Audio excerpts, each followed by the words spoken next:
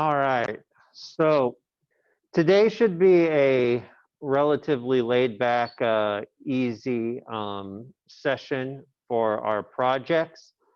We have just a few things that I want to accomplish, but most of it will be surrounding starting to really drill down on what our PICO question is going to be, as well as what it's not going to be. Now, for some of you, as I've reviewed your PICO questions and different things, when you're looking at these, this will be the time where you're going to have to either be more selective or less selective as we move forward. And that will be dependent on what literature is available. So if you're looking at something and you go through and you do a preliminary search, right? Just however you would normally search, and you put in your intervention, right? And you put in your intervention and you get 20,000 articles. Obviously, at that point in time, we're going to be doing more narrowing. If you put in your intervention and you get back 2 articles, then we're going to be doing more expansion. Okay, so that's what we're going to focus on today, is this narrowing and or expanding. So hopefully you have some idea from searching a little bit already, whether or not you're going to be more of a narrowing or expanding based on your PICO question. So some of you guys found this page in the PICO question assignment and filled it out in various levels. It just kind of is housed there as the next thing. You could have obviously used it for the first part of your PICO question. Otherwise, you should have your PICO question defined for these 1 and 2 parts. This is, of course, something I just stole from somewhere else. So by no means is it really anything too important, just a guide for us as we go forward. So the first thing that I want you to think about is, in your idea of narrowing or expanding, we need to start thinking of all of the different terms that would be associated with our different components of our PICO question. So when we were doing PICO question, in some of the comments I mentioned that we were going to need to define some components of your PICO question, and everybody will end up defining the components of their PICO question. But for some, that is more important than others. So for example, if we used as our outcome measure something like performance, does blah, blah, blah, blah, blah improve performance? We need to define what performance increases we would want to do. That can be everything from stats-based to performance to raw athletic ability performance. So the easiest way to define it is through synonyms and possibly antonyms, right? Other words that we would use to describe it and words that we would not use to describe it or would specifically want to avoid. And that is the part of number 4 here. That is what we are going to focus on today.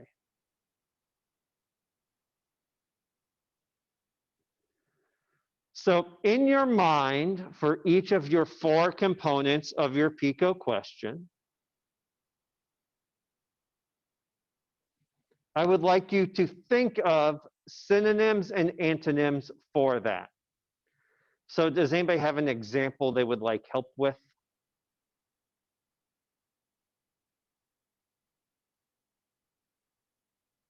Anybody have an example they just want me to do for them?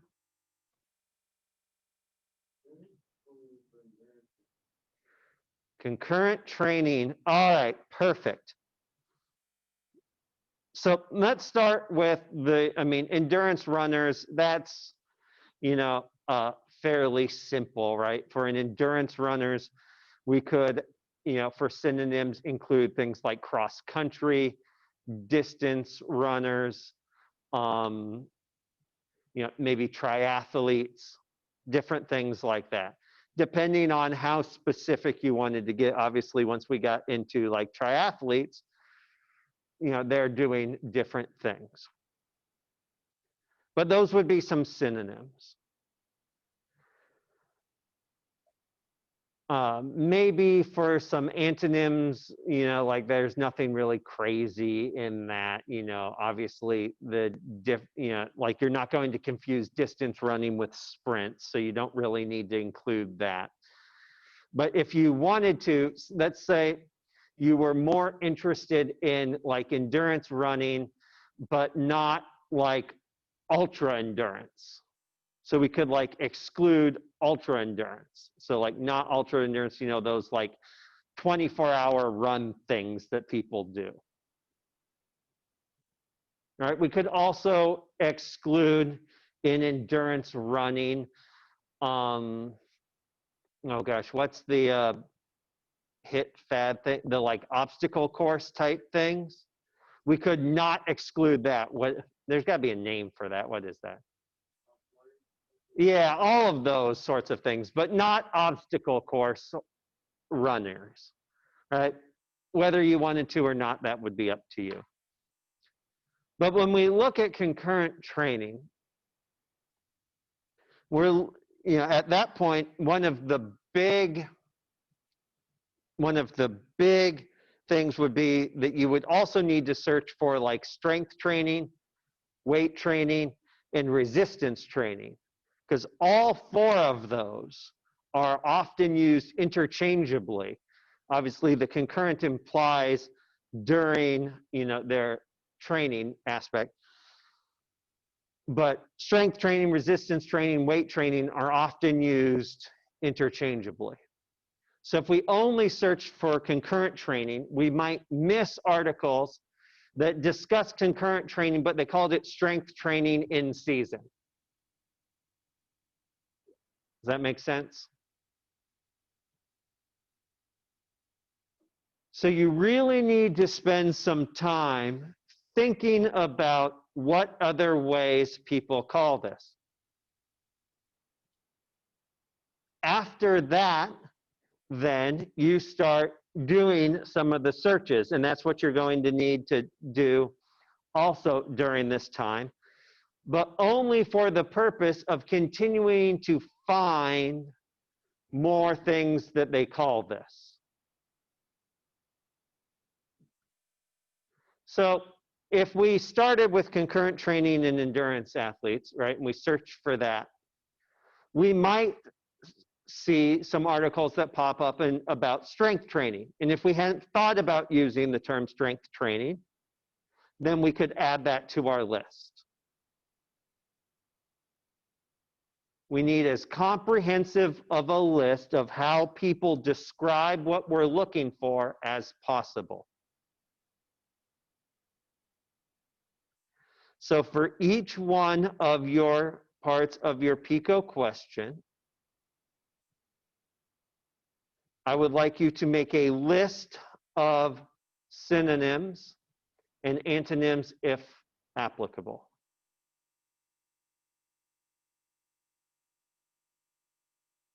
Yes.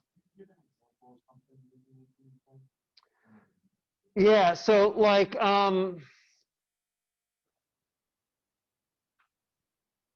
so you're looking at like strength training, right? Shoulder strength training. So maybe what you would not want, so like strength training can be more general. And depending on whether you want this or not, one of the big ones would be like weighted ball training. That could be considered strength training. It could not. If you wanted to include it in strength training, it would be a synonym. If you didn't want to include it because it is somewhat different, it's more functional strength training, you could include that in the antonym. There's really no such thing as antonym for velocity or whatever, like that's going to basically be what it is.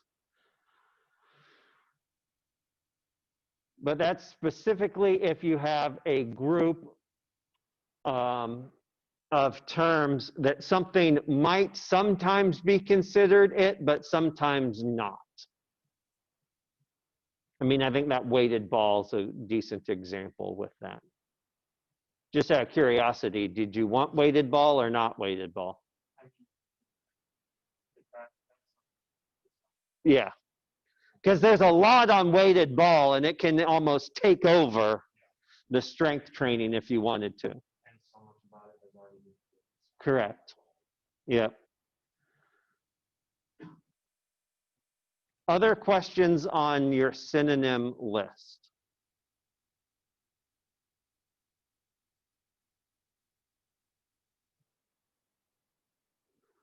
The second part of today's work assignment is once you have started to create your synonym list, I would like you to go back to your 4 components of your PICO question and rank order them in rank order for what is most interesting to you or essential to your answer. So, for example, most of you, the most important thing will be your intervention. Because if they used a different intervention, it would be, but everything else was the same, it would be less interesting to you. So if we were looking at college athletes or college football players' knee braces compared to not wearing knee braces and risk of ACL injuries. If the intervention wasn't knee bracing, but say knee taping, but everything else was the same, I wouldn't be that interested anymore. Right? Or even worse, if everything else was the same, but it was strength training. That's no longer what I'm talking about. So for most of you, your intervention will be the most important. That's what has to be included. After that, it would be ideal if 5 to 10 people did the exact study you were interested in, comparing to the exact group you wanted to compare to, measuring exactly what you wanted them to measure, as well as did it on the population that you wish was done. But usually to get that amount of accuracy to your question, you have to be the one to do the research. Right? Because they create their own question. And unless it's exactly the same as yours, there's going to be some compromising. The same way we looked at in our critical article appraisal, though, that doesn't mean that their question's answer might not have value to you. So we need to rank order which of these we're going to consider most important, usually after the intervention. Most of the time, it goes intervention, outcome, comparison, population.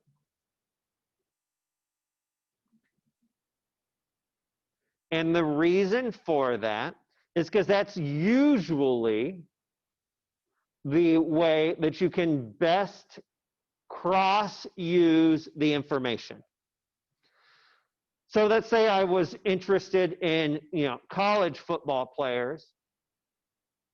but everything else was the same except for they used high school football players. Well, there's not a ton of difference. There is obviously differences between high school and college players.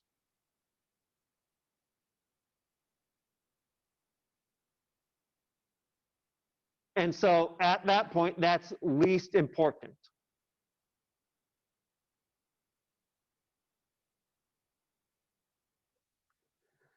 The outcome usually is second because that's what I'm most interested in changing. So I have an intervention that I want to use to change something. Those are usually the two most important. Right? With the intervention being first, the outcome being a close second. But let's say I wanted to measure, like Rudy had peak velocity, right? That was my goal. But somebody did exactly the study I wanted them to, except they looked at 40-yard dash time. Well, not exactly the same, but obviously there's going to be some correlation between peak velocity and 40-yard dash time, so I can use some of that data. I will obviously have to describe the differences as I go through, but I can use more of that than I could if they were then looking at, say, agility. I need my outcome to be closer to my topic than I need my patient population or comparison group. Does that make sense? So for most of you, unless you have something that's really important, say that you're looking at something where the group is what's most important. So like if you're really interested in a specific patient population, like I'm really interested in pediatrics, that could be the most important because the difference between pediatrics and like adults in this situation is so night and day that if it's not done on pediatrics, it's not going to help me answer my question. That's what you need to think about when you rank order this. If this is different, will it still help me answer the question? And then you just kind of use your imagination on, well, yeah, sometimes, but not most, whatever.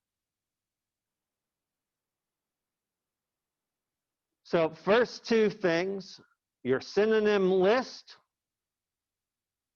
for each of the four parts, right? So you have your PICO question in sentence format. You can put it right in there. This is not something you are turning in, so you don't need to worry about any formatting or anything. This is just to help us build for our paper. In fact, you do not have anything due this entire week for like writing. I mean, you have the normal preparation sort of assignments, but there's no graded assignments this week. So those synonym lists, your rank order for your PICO question, and then I would like you to spend at least 30 minutes between now and Wednesday searching what is out there currently. And specifically for this one, I want you to look for background type research. Research that will state that there is, in fact, a reason to look into this. So just spend about a half an hour just searching in your favorite searching, however you want to go about it. We're just looking at background stuff right now. And just look at, look for background articles, but also look at the amount of articles you're getting. If you are really struggling to find any articles that even resemble your question, then let me know. And on Wednesday, we will talk about how we can maybe change your Pico question slightly. And at the same note, on Wednesday, we need to chat if you are getting thousands of articles. Because when we actually go through and do our final search, every article that pops up in our search has to be accounted for. So if you do your search and it comes back with 10,000 articles, we will be reading 10,000 article titles. And every title that we weren't sure we could eliminate, we then have to read the abstract. And if we still don't know if the article answers our question at the end of that, we'll be reading the whole thing. 10,000's a lot. 1,000's a lot. On Wednesday, we will look at strategies to manipulate the search engine to do some of that work for us. Right? Specifically through Boolean operators and truncation.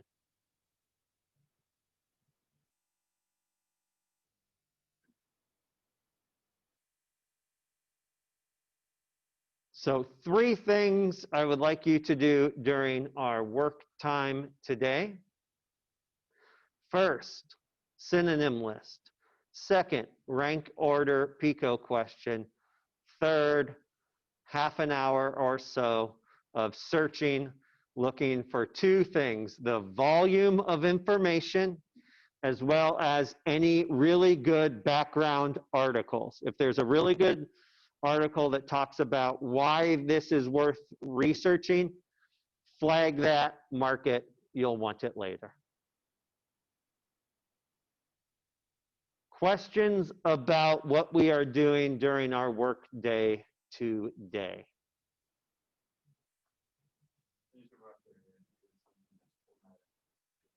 Correct. None of this is turned in. This is just for us to get ready for next week. Next week, we will write our introduction, which will be basically just 2 to 3 paragraphs explaining why this is even worth doing. And then we will get into our methods section, which will then include the specific search results that we will be dealing with. So we're just getting ready for next week, this week. Other questions about this work day or where we're going, or any other questions that I could do that might make it more helpful for you?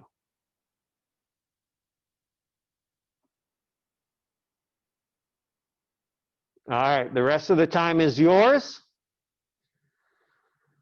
Please be responsible and use this time effectively. All right, you can do your work now in the room here. You can say, no, I got a test at noon. I'm not going to focus anyway. I'm out. I'll owe you some time. Whatever, you guys are adults. I completely believe in your ability to